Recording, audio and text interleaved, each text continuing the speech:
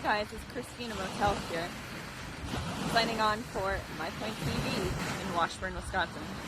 Today we're celebrating National Flip Flop Day, which is the third Friday in June.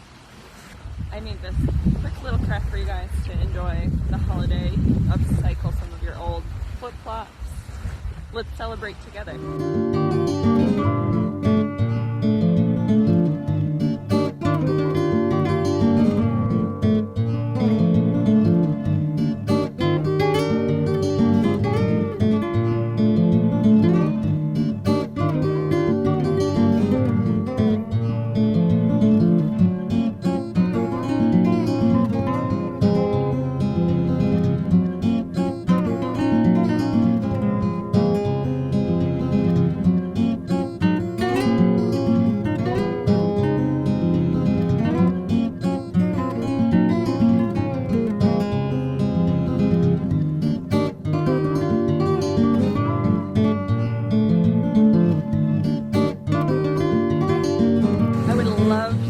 How you guys are celebrating National Flip Flop Day. I hope you guys enjoy going to the beach, breaking out those flip flops.